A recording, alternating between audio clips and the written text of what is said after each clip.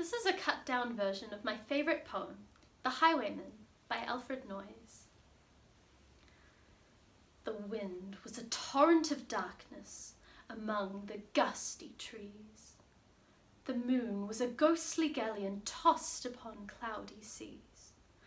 The road was a ribbon of moonlight over the purple moor, and the highwayman came riding, riding, riding. The highwayman came riding up to the old inn door. Over the cobbles he clattered and clashed in the darkened yard. He tapped with his whip on the shutters, but all was locked and barred. He whistled a tune to the window, and who should be waiting there but the landlord's black-eyed daughter, Bess, the landlord's daughter, plaiting a dark red love knot into her long black hair.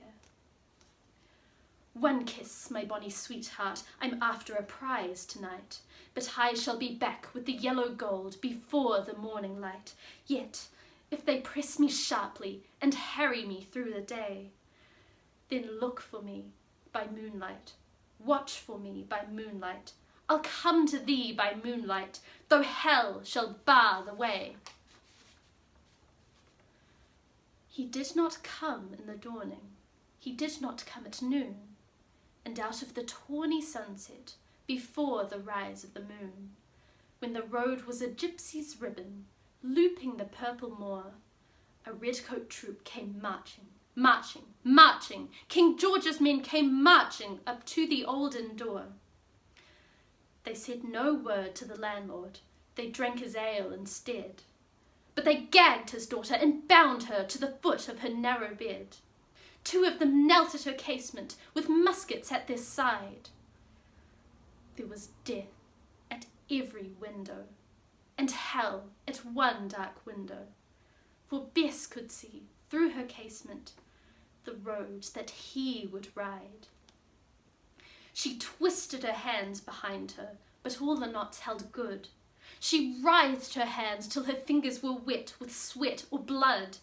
They stretched and strained in the darkness, and the hours crawled by like years, till now, on the stroke of midnight, cold on the stroke of midnight, the tip of one finger touched it. The trigger at least was hers.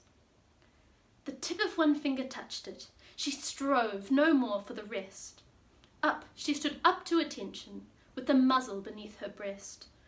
She would not risk their hearing, she would not strive again, for the road lay bare in the moonlight, blank and bare in the moonlight, and the blood of her veins in the moonlight throbbed to her love's refrain.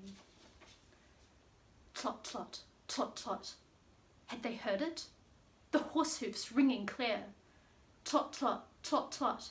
In the distance, were they deaf that they did not hear? Down the ribbon of moonlight, over the brow of the hill, the highwaymen came riding, riding, riding. The redcoats looked to their priming. She stood up, straight and still. Tot, tot, in the frosty silence. Tot, tot, in the echoing night. Nearer he came, and nearer. Her face was like a light. Her eyes grew wide for a moment. She drew one last deep breath. Then her finger moved in the moonlight. Her musket shattered the moonlight, shattered her breast in the moonlight, and warned him with her death. Back he spurred like a madman, shrieking a curse to the sky, with the white road smoking behind him, and his rapier brandished high.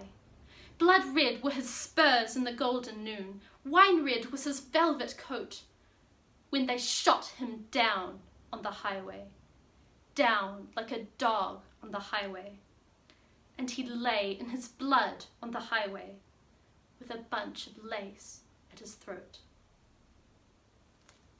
Thank you.